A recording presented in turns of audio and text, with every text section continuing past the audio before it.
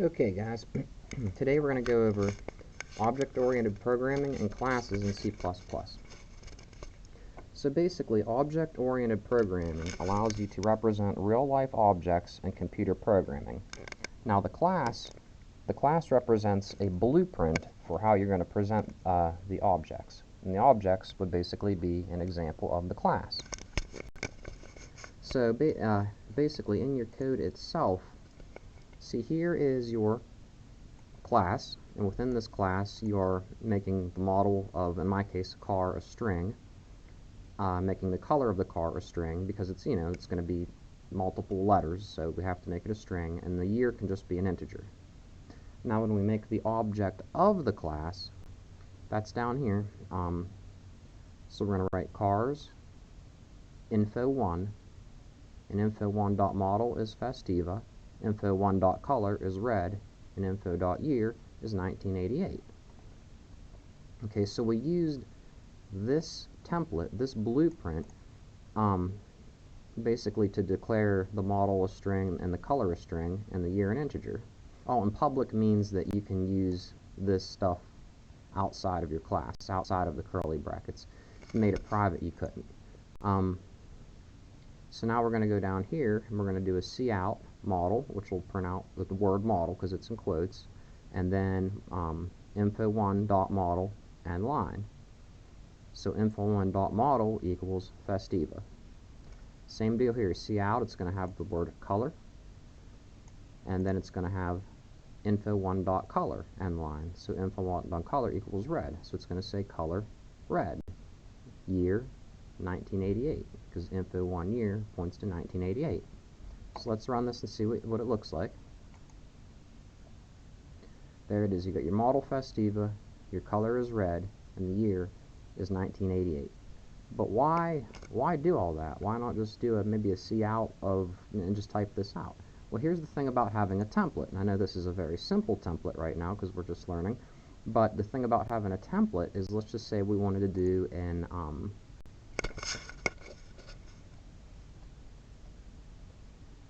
actually, we have to be up here. Let's just say we wanted to reuse our template, which declares model as a string and color as a string.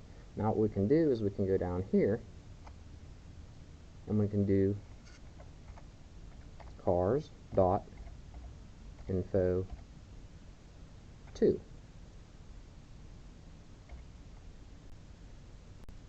Okay, so now we can do, let's just say, we'll just do the model just for demonstration purposes. So we'll do info 2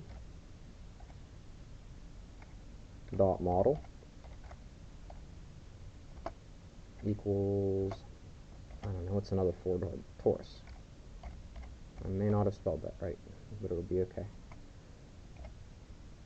Add our semicolon, and now of course down here on our cout we would have to have another cout.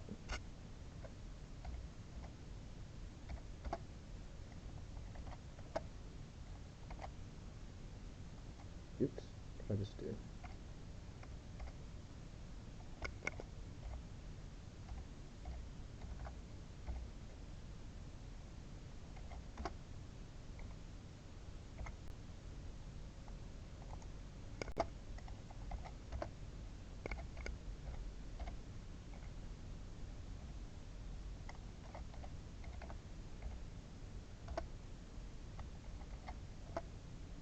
I really don't need an end line here. I'll put it anyhow because this is the last thing I'm going to have in my readout. But what I'm trying to show you is we changed info1 to info2, and then we used the same template, the same blueprint as info1 did. But I messed it up. Okay, what did I do wrong?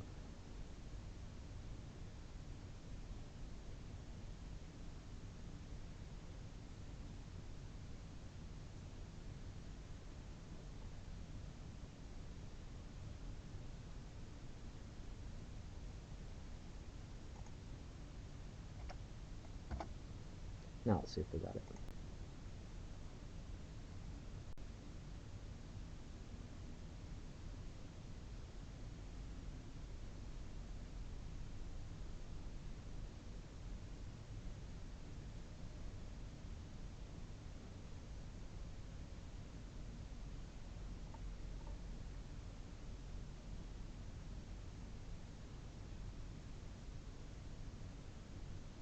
O, capital M. See, something that simple.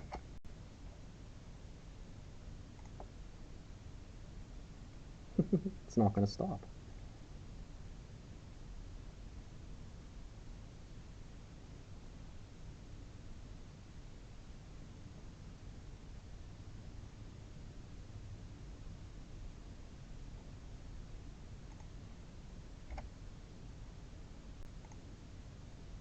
Okay, and there you go. So now you can see it.